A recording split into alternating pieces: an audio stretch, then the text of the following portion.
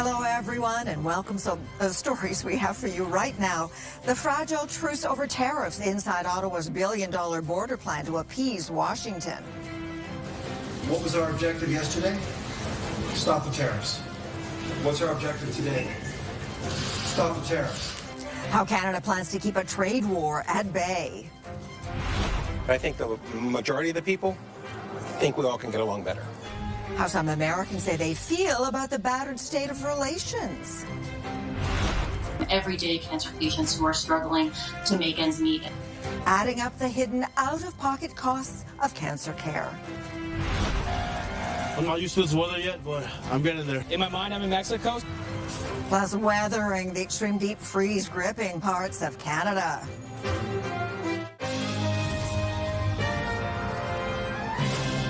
CTV National News with Sandy Ronaldo. The pause button on tariffs has been pushed for at least 30 days, but that doesn't mean the drama is over. Donald Trump keeps throwing curveballs, leaving Canadians wondering what's next. Plus, Canada must now deliver on promises made like a fentanyl czar, a joint task force to fight organized crime, listing Mexican drug cartels as terrorists, and ensuring 24/7 eyes on the border. CTV's Michael Couture takes us through Canada's plans to deliver the goods to avoid those U.S. tariffs. All right, Mike. Well, Sandy, Canada had already pledged $1.3 billion to bolster the border, and they added $200 million yesterday to fight organized crime. Today, the government was eager to show exactly where that money is going. It's alarming right now. A Canadian border guard shows off a machine that can detect highly toxic drugs. Stopping the flow of the deadly substances was the ask from the U.S., but Canada is also focused on results beyond that. What was our objective yesterday? Stop the tariffs. What's our objective today?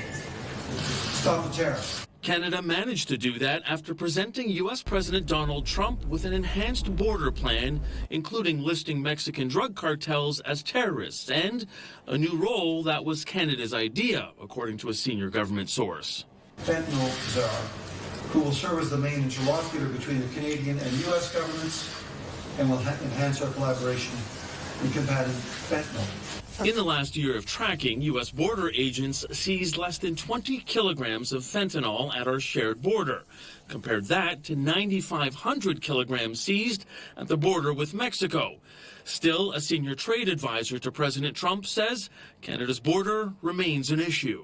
The Mexican drug cartels are rapidly expanding in Canada, and that's a danger. But for Canada to avoid 25% tariffs permanently, Alberta Premier Danielle Smith believes we need to address other economic irritants. The digital media tax, the banking industry, telecom, supply management, those keep coming up, but those can only be resolved in the context of a broader renegotiation.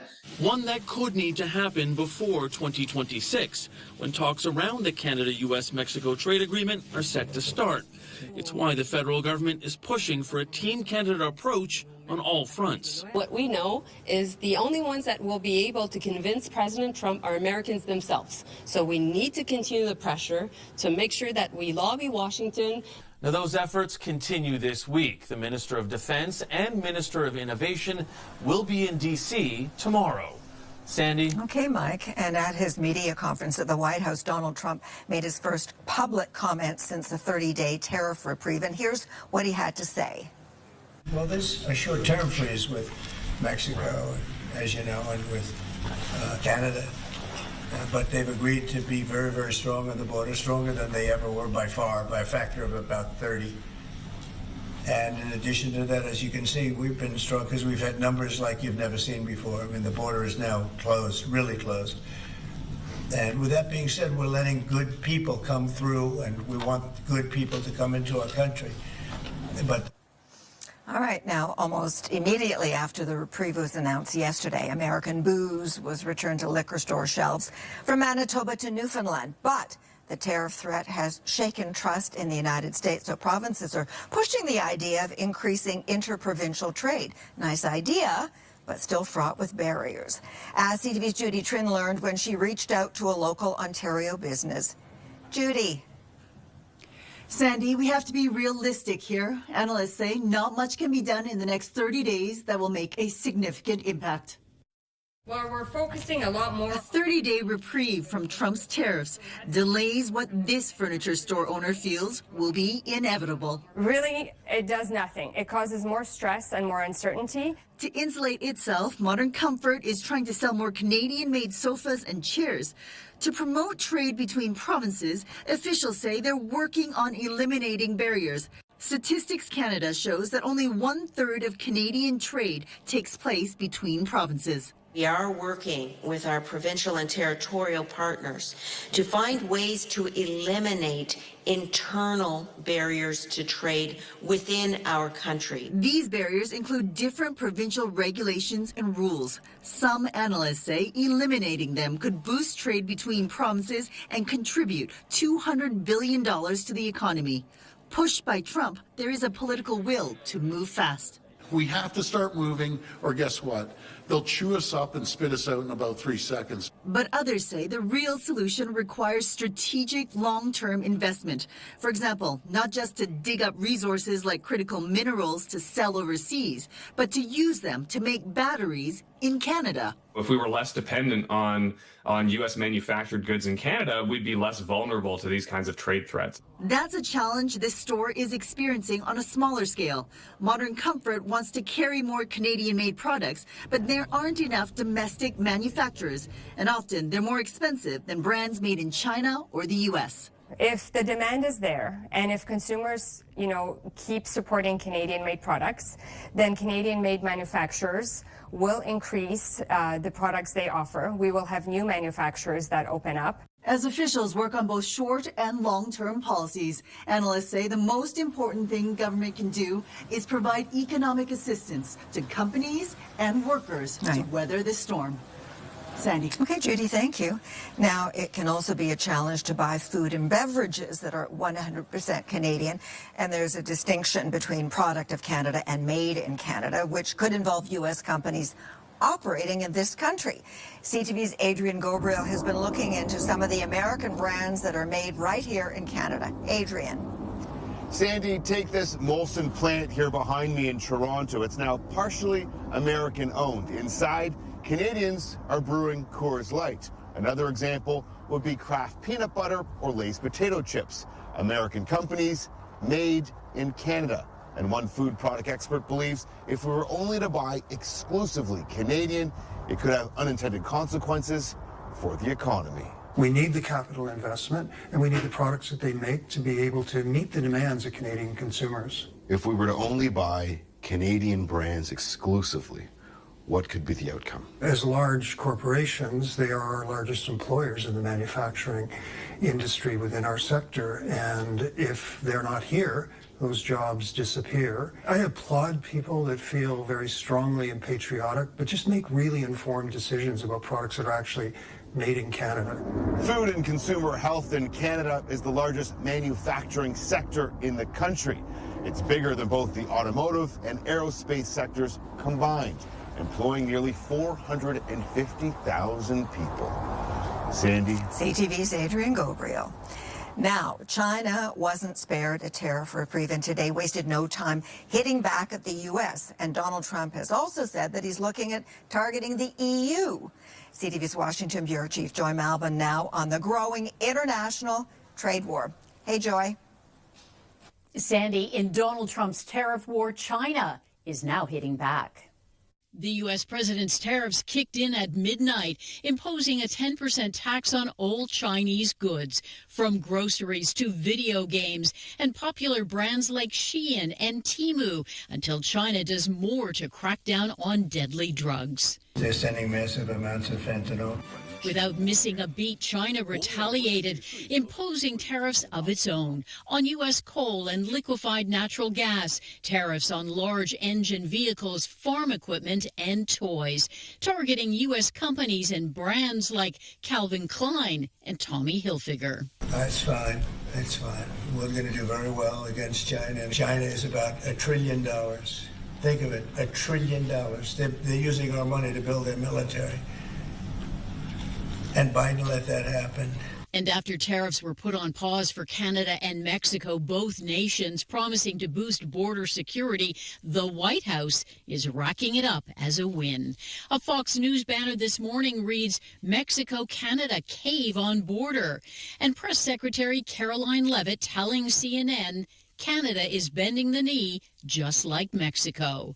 That didn't sit too well with Canadians. Sharing a meme on social media shows Prime Minister Trudeau and Mexico's president laughing, saying they offered Trump what they were already doing at the border. China's filed a complaint with the World Trade Organization over the U.S. tariff hikes and that call between President Trump and China's leader, Xi Jinping. It now seems to be on hold for now. Sandy? Okay, Joy. Donald Trump is once again pushing the idea of moving Palestinians out of Gaza. Speaking at the White House today, he called the area a demolition site. They're there because they have no alternative. What do they have? It is a big pile of rubble right now. I mean, have you seen the pictures of it? Have you been there? It's terrible to live. Who can live like that? Trump's comments came ahead of a meeting with Israeli Prime Minister Benjamin Netanyahu at the White House. Phase 2 of the ceasefire deal in Gaza is expected to top the agenda. Robert F. Kennedy Jr. has cleared a major hurdle towards becoming the top health official in the United States. Vote was 14-13. The nomination is reported favorably. A Senate committee voted along party lines to advance his nomination for health secretary. It will now go to the full chamber for a vote. Kennedy has been a controversial choice over his repeated denials about vaccine efficacy. Well, today is World Cancer Day, and it focuses on raising awareness about early detection, treatment, and the often unrecognized side effects of the disease, like the potential for it to be a crippling financial burden. CTV's Heather Wright now on a new survey that highlights the concerns of Canadians. Heather? Sandy, millions of Canadians will be diagnosed with cancer in their lifetime, but for some, the financial burden of the disease causes more worry than the diagnosis. Just days after noticing a small bump under his ear, Stephen Hodges was diagnosed with stage 4 throat and mouth cancer back in 2013. 40 rounds of radiation and chemotherapy left him in physical and emotional pain. But with a young family and bills to pay, he kept working. I was still going out on meetings and still doing things as a self-employed individual because, you know, what was at stake? Taking care of my family. Hodges says he eventually could not work and drained much of his savings to pay the bills and cover medication not paid for by provincial insurance. I'm fortunate. I'm lucky. I came out the other side. Many don't. According to a new survey, roughly 80% of working Canadians worry they would struggle to save for retirement in the event of a cancer diagnosis, with cancer costing the average patient around $33,000. I think that there's an assumption that here in Canada we have a universal health care and that things are covered. And, you know, we deal with and hear from everyday cancer patients who are struggling to make ends meet. The Canadian Cancer Society is urging all levels of government to make changes to ensure workers have protected leave and provide more comprehensive drug coverage. Some people assume that all of their cancer drugs are covered and are surprised to learn that many are not publicly funded. The study also found nearly a quarter of Canadians diagnosed with cancer face out-of-pocket costs so substantial it makes it difficult to make ends meet. Okay. Sandy. Heather, thank you. And a man who inspired millions of Canadians to raise money in the fight against cancer was given a new honor today.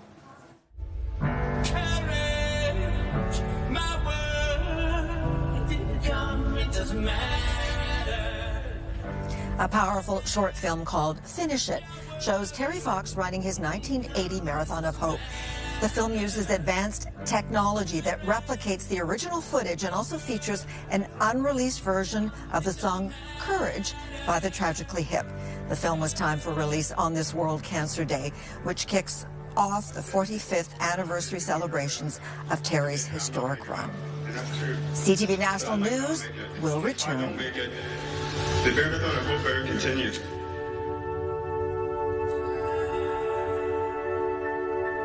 young population is in mourning after learning of the death of their spiritual leader.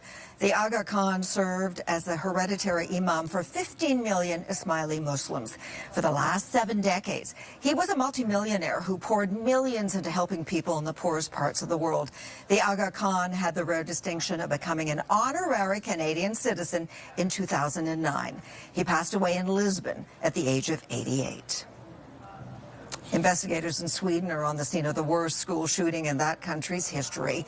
Police are still working to confirm the exact number of deaths, but say around 10 people were killed, including the prime suspect. The shooting happened at an adult education center on a campus that also has schools for children. Police say the motive is not clear. All right, now back to the tariff file, which is being promoted in the U.S. as a major win for Donald Trump, whose admirers call him a master negotiator. CTV's Genevieve Beauchemin today sampled the pulse of Americans on the decision to pause the threat. Jen. Yes, Sandy, it's on the streets of Annapolis here, a historic city founded in 1649, where we spoke to people about the long-standing relationship between Canada and the U.S. Some here told us that they simply didn't buy that U.S. President Donald Trump had landed a victory, as he has claimed, over Canada regarding the issue of tariffs. I think when all is said and done, he doesn't get anything. He gets what's already been offered. So I think tariffs are a waste of time. And the discussion of tariffs with our neighbors is a waste of time. But others disagree. They say actually the relationship will improve now that there's better security at the border, and that's what Trump did. I think a great many Americans appreciate that. I'm not sure how the Canadians. I'm not from there. Look, it's a marriage. It's not always going to be perfect. People here, though, talk about the fact that there's a great deal of affection for the neighbors to the north, and they say they did hear, though, their anthem being booed. Well, I understand their pain, and I understand their, level of anger, because I think it's justified. But despite this particular moment, many here say that there's been such a long relationship, that we've been allies for so long, that history, in the end, will win out. Sandy. Okay, Jen, thank you. And Prime Minister Justin Trudeau commented on the passing of the Aga Khan. Here's what he said. I just want to take a moment. I found out just minutes ago that an honorary Canadian, the Aga Khan, passed away.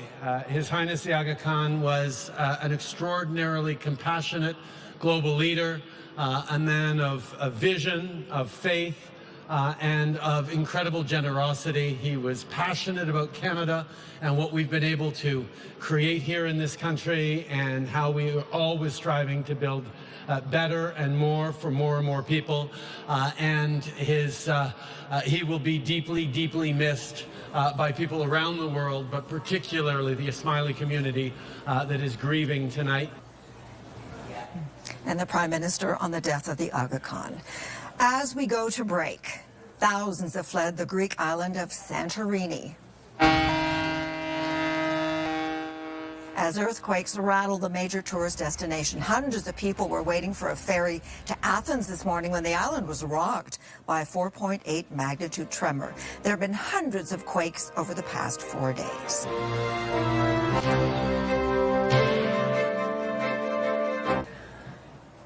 A blast of wintry weather is affecting large parts of the country. CTV Atlantic meteorologist Kaylin Mitchell has a roundup of what's been going on. Kaylin. Thank you, Sandy. Well, that Arctic air continues to exert its influence on the weather coast to coast across the country this week, including over the last couple of days around the south coast of BC, bringing in an unusually heavy snowfall to parts of the greater Vancouver area. Some of those snowfall totals ranging between 10 and near 30 centimeters, heading up some of the higher terrain, West Vancouver, North Vancouver. Very tricky driving conditions.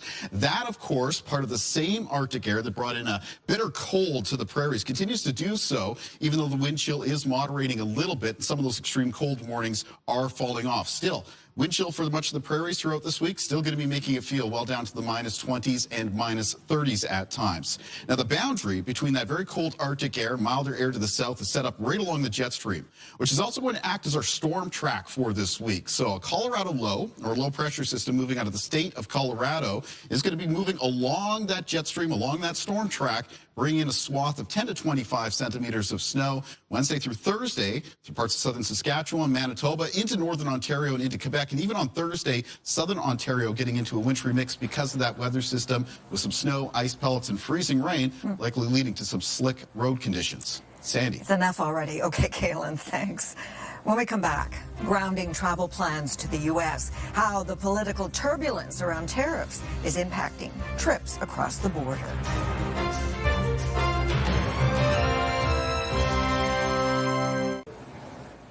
The ongoing threat of tariffs has left a mark on the Canadian psyche. Yes, there's an increase in patriotism, but there's also a big rethink underway. CTV's Paul Hollingsworth is looking into the travel angle for us today. Hi, Paul. Sandy, here in Halifax, it's a cold winter day. Summer seems very far off, but there is growing anticipation and some concern about the upcoming tourist season. Bob Bloomer and his wife are regular snowbirds, traveling from Ontario every winter to enjoy the Florida sun. This year, the Bloomers are staying home. The stuff that Trump has been pulling for the last month, well, for years actually, but now that he's in a position to do more about it, it's I just can't justify going down there right now. Bloomer has an open mind about one day returning to the Sunshine State. Canadians have to remember, we're not mad at all Americans, we're mad at Trump. He's not alone. A new survey shows 62% of Maritimers will travel less to the U.S. because of Donald Trump's policies. People either were worried about the tariffs and the economic impact, not wanting to spend their dollars in the U.S., but they're also worried about the difference between the currencies and dropping Canadian dollar. Tourism operator Dennis Campbell sees an opportunity for Canadians to shift their spending habits closer to home. The U.S. used to be our number one market. Now Canada is our number one market. And I anticipate from bookings that we're seeing lately that the Canadian business is going to continue to increase. As for any possible negative impact on U.S. travel to Canada, Campbell is relying on the weak Canadian dollar to provide a positive outcome. As much as we don't like to see a weak Canadian dollar, the upside is it generally is good for tourism. Here in Halifax, each summer, roughly 200 cruise ships visit this port. Many of those bookings have already been sold, which means regardless of any possible fluctuations in the tourism industry, those visitors are locked in, and they will be coming this summer during the tourism season. Sandy. Nova Scotia, wonderful place to go, wonderful place to live. Lucky you. Okay, thank you, Paul. And thank you for sharing your time with us. I'm Sandy Ronaldo. Omar will be here later tonight, and your local CTV News is coming up. See you tomorrow, we hope. Bye.